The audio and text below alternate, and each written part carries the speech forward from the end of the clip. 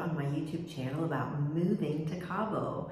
You know, I say in every one of these videos, about 3 years ago, my husband and I sold everything we owned and we got rid of everything and we boarded a plane with 4 suitcases and our 2 pets and we moved to Paradise in Cabo San Lucas, Mexico. And I kind of say that a lot to people, but it brushes over a very, very important and exhausting part of the process. And today we're going to talk about getting rid of everything you own. It is easier said than done. And one of the things that we really had to be strategic about in our plan to move from Atlanta to Los Cabos was what to do with our stuff. My name is Kenda, and I am one of those people who got rid of everything, boarded a plane, and moved to Paradise, and I haven't looked back. My husband and I have lived here for 3 years full-time now, and about 4 years back and forth before then. So we kind of know what it's like to go through that process.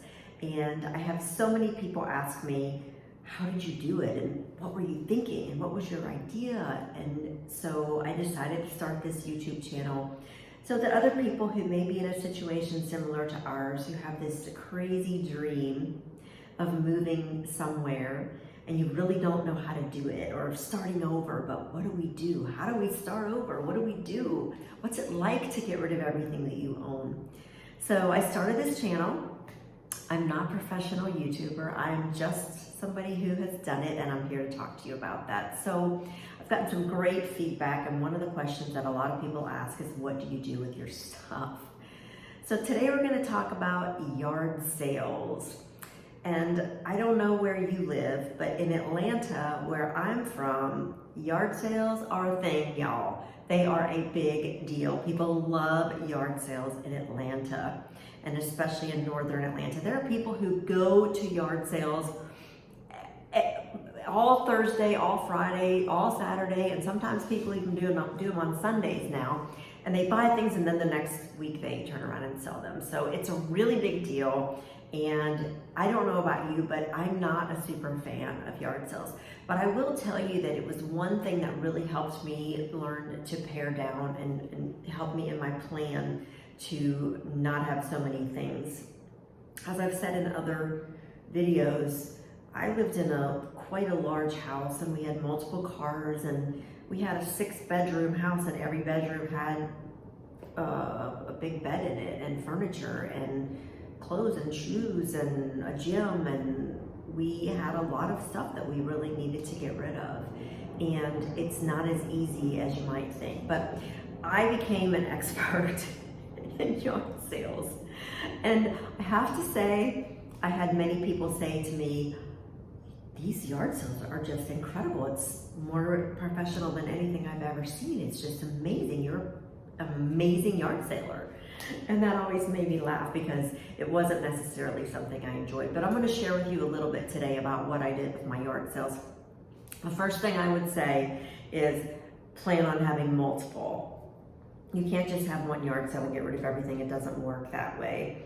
So what I did was, as I've mentioned in other videos, we moved from a large house into a smaller house. So when we left the large house, we did a lot of this, but we had a big yard sale. And what I did when I was getting ready for the yard sale was I went around and I got rid of everything that I knew for sure I wasn't gonna need in Cabo. So even though I enjoyed my winter boots and my winter coats and my raincoats and crystal things and things that I knew I wasn't going to be able to ship, even though I loved those things, I had to be really strategic and practical about what do I need in Cabo, and am I really gonna need this coat? And say I keep this coat and I put it in storage and I come back in 3 years, is this coat really gonna be in style still? I mean, I love it now, but in 3 or 4 years, am I still gonna love it if I do come back? And what if I don't come back? Now I have this coat that's out of style and I can't do anything with it. So you have to be very strategic and honest with yourself about what you really want to get rid of. And start with what you know for sure you are not going to need in your move, in your new place that you're moving to. And I did that about 2 years prior to the move. I started paring down mentally in my head. I don't want this, or we're not going to need this, or I already have dishes in Cabo, I don't need these dishes. And so just very strategically, we started paring down. Another thing that we did was we stopped using our garage for cars, and we set up tables. We bought tables from Costco and Walmart and other places, and we set up tables in our garage. And we just started putting things that we knew we weren't going to take with us when we moved down in the garage. And I would try to always kind of price things as soon as I put them down there so that it didn't become overwhelming, but constantly for about 2 or 3 weeks, I would just go through the house room by room, pick up what I knew I didn't want and I wasn't going to take with me, and put it in the garage. Now, there are a couple of different kinds of yard sales. There's the yard sale where you're trying to make some money and you're selling high-end things, and you really, if it doesn't sell, you don't care because you'll just wait and you want to hold on to it until you get a certain price. And then there's the yard sale where you just want to get rid of everything and you don't care. You don't want to have to deal with it anymore. You don't care. So I suggest starting with a yard sale that's up here, where if you don't sell things, that's okay. You'll just sell them in your next one. So you keep your prices pretty consistent. You make up in your mind that this is the price that I want, and if I get an offer, I'm not accepting it in this yard sale. The other thing that I did was I put signs up throughout my yard sale, and anywhere that I advertised, and I said 1 of 4. And I put signs, I'm moving to Mexico, ask me. And I put various poster boards, nothing fancy, just poster boards. I'm moving, I'm having more garage sales. So when people would come to the garage sale, I would tell them, hey, I'm moving and I'm selling everything I own. This is the first of 4 garage sales. And if you would like to leave your name here and your phone number, I will text you when I'm having my next one. And if you come back, you get a little bit more of a discount if you come back to my subsequent yard sales. So you would not believe how many people came back, like a lot of people. And I actually made some friends with these yard sales because people would come back, and by the second or third time, they would just sit down in the lawn chair beside me and we would just talk about moving to Cabo or whatever else there was to talk about. So that was a lot of fun. But let people know when they come to your yard sale, hey, I'm having other yard sales. This isn't the only one. And the discounts will be better in the next yard sale.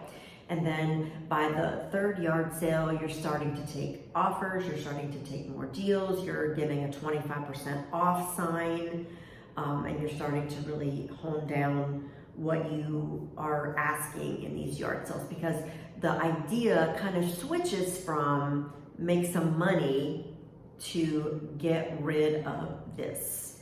And at the get rid of this phase is where you're going to pretty much take almost any offer and let people just take it off your hands. But by that point, you'll know what isn't selling and you'll know what you need to just get rid of.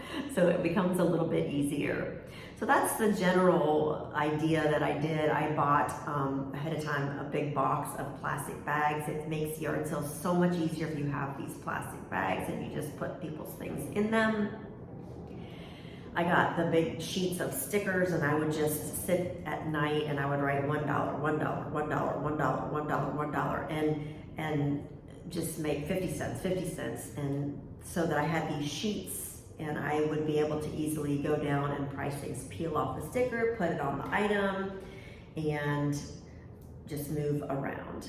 And the other thing is, if you can put the sticker where people can see it, I had a few people who I was putting the stickers where people had to look, and I noticed that people weren't really looking because they didn't want to touch anything or pick anything up. And then when I did have a couple people who picked things up, they actually broke things.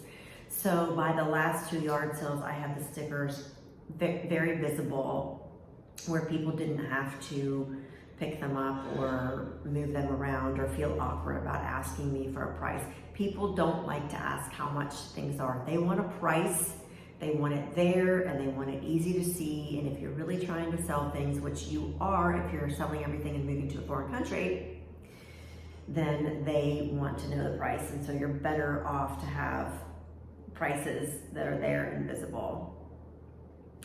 So I hope that helps. We also have, we also use a company who will come pick up your bigger things and they'll auction them off. So that's another option for getting rid of your things. I liked them because they came and took things off of our hands, and they had them on auction about a month later. And we didn't really make very much money from that. We probably would have made more money if we had sold them in the yard sale, but carrying things down the stairs and lifting, or the alternative is having people walking through our house, that didn't feel comfortable for me either. So we ended up using this company for some of our bigger items. Also, I mentioned I had a gym, and we used a company that sets up gyms for other people to take some of our gym equipment. And then I found a lovely young lady who wanted to start a personal training business, and so I donated to her all of the rest of my gym equipment, and that way she could start her company. Donating is really a fun thing to do too. You know, I first let my kids come through the house and my family members and just pick anything they wanted from the house. This was towards the end. So I had them come in, family and children, siblings, take anything you want in this house. Because at this point I had already put away the things that I wanted to keep as keepsakes. They were already in storage. So I let them come in and take whatever they wanted. And it worked out really well because my family has told me since then that it really means a lot that they can look at a pillow or look at a piece of furniture and know that it was in my home. Or when I'm FaceTiming them and I see that they put up the Christmas tree that I gave them, it just brings this sense of connection, and it was really a special thing. So letting my family come and pick anything they wanted was great. And then about the time we were moving, I don't know, you might remember there was a terrible, terrible hurricane that hit Mexico Beach, Florida, and it just annihilated this little town. And I had a niece who lived there, and a lot of her friends lost everything.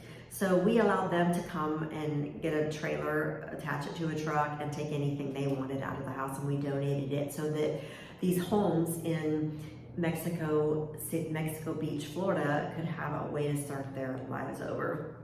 And you know, we didn't make any money doing that, but I have to tell you, the joy that it brought me to know that there were people who had lost everything, and my little furniture that brought so much joy to me was now bringing joy to other people. It went a long way for me, and I really, really was glad that I did that. So those are some of the ways that we got rid of our stuff. Again, multiple yard sales. Tell everybody who comes to your yard sale, hey, I'm having another one next month, or whenever you're having it. You can get their phone number, you can call them, you can send emails and let them know that you're having another one. And if they come back, they get an additional 5% discount off of anything. Come back to the second one, you get 10% discount. Come back to the last one, you get 15% discount off all of my clearance prices. So people really loved that, and it was like it got them addicted to coming back. And of course, as I said, I actually made some friends. Signs, keep everything in your basement already set up so that next time you can just pull it all out. Leave your car outside, that's what we did. It just made it so much easier if we're having multiple yard sales to pull things out. I also have a friend who did something similar, and she mentioned to me that she would just pull her table out, open her garage door, and go sit outside any day of the week that she had an extra half an hour, and she had people stop by all the time to her garage sale. So that's also something you might want to consider if you have time to do that. I hope this is a little bit helpful. I really went crazy with my yard sales, and I put a lot of time and effort into them, and I can tell you some very strategic things I did to bring people back and to get rid of everything that we owned. It's not easy, it's time consuming, and as I've said throughout these videos, it takes a plan, but I'm happy to share the plan that we used, and hopefully you'll be able to get something out of that that might help you be able to get rid of what you know that you're not bringing to Cabo and you want to pare down. So in the next video, I plan on talking to you about if you do have things that you want to bring down, what are some reasonable, legitimate, easy ways to bring things down to Cabo, and is it even possible, and how much is it going to cost me, and what kind of trouble is it to bring things down, and are they going to take my things at customs, and what's going to happen? So we're going to talk about that in the next video. There are multiple ways to handle that, and I'm trying to keep these videos short, so I'm going to stop for now. Please subscribe to my channel. That way you'll know if a new video comes out, and if anything has been helpful to you, that would mean a lot to me if you would leave me a note and ask me questions or let me know your thoughts.